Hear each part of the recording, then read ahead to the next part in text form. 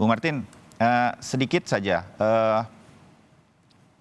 kalau dari amatan dan analisa hari ini selain ART, Susi yang menjadi saksi untuk kemudian dihadapkan dengan terdakwa Kuat Ma'ruf, salah satu yang lain adalah Ajudan Deden Miftahul Haq akan di pertemuan kesaksiannya didengarkan disilang, di cross check dengan Ricky Rizal berkaitan dengan Deden sempat melihat, koreksi saya nanti bagaimana jelasnya Bung Martin, di kediaman di Duren 3 sempat melihat Ricky Rizal agak bingung setelah tampaknya dipanggil oleh Ferdy Sambo atau bagaimana. Itu kapan tepatnya di rumah dan apakah hal itu nanti akan membuka sesuatu lagi menurut Anda, Bung Martin?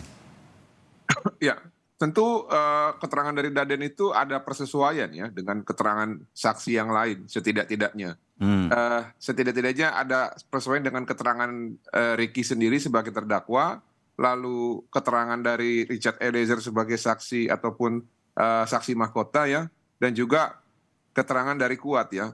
Oh, Apa persesuaiannya? Memang pada saat itu pasca dipanggil ya dan diminta untuk menembak, Ricky kan menolak. ya, Ricky menolak itu sebenarnya ada dua hal ya yang saya lihat.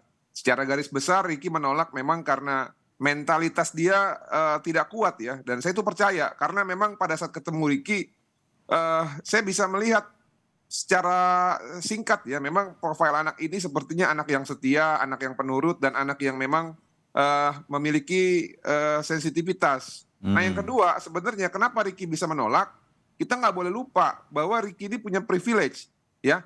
Ricky ini adalah seorang polisi yang sudah lama mengenal Ferdy Sambo. Ketika Ferdy Sambo itu dinas di Brebes. Jadi ajudan pertama Ferdy Sambo itu ya Ricky Rizal, diambil oh, dari wilayah Polres Brebes. Nah, kedekatan inilah yang digunakan Ricky ya, sehingga dia berani untuk menolak perintah Ferdy Sambo pada saat itu. Jadi dibanding Eliezer yang baru bergabung menjadi ajudan, begitu menurut Anda ya? betul. Nah, pada saat menolak itu kan Sambo hanya bilang ya udah nanti kamu backup aja. Habis itu turun, sampaikan kepada Eliezer saya mau berbicara dengan dia ya. Nah, pada saat turun itulah panik saya rasa mungkin karena ada perintah ya yang mungkin mengganggu dia punya apa namanya pemikiran ya. Cuman yang saya sesalkan ya pada saat itu kan tadi saya sampaikan ya dari sisi kemanusiaan dia tidak sanggup. Lalu yang kedua dari sisi kedekatan dia sebenarnya dekat dengan FS. Nah Ya, harusnya pada poin kedua ini digunakan kepada Ricky agar langsung menyampaikan kepada Eliezer atau setidak-tidaknya menyampaikan kepada almarhum bahwa akan ada suatu peristiwa yang akan terjadi gitu, yang akan mungkin membuat hilangnya nyawa seseorang.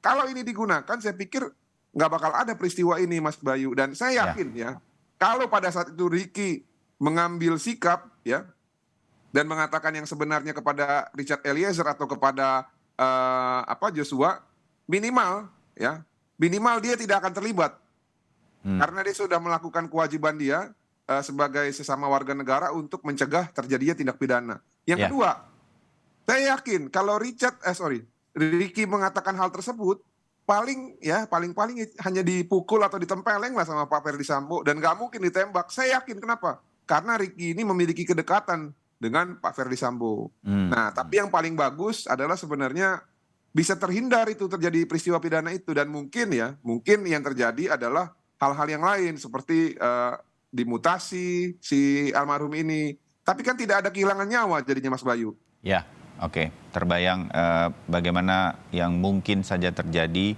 pada waktu itu dan nanti kita akan lihat di dalam peradilan.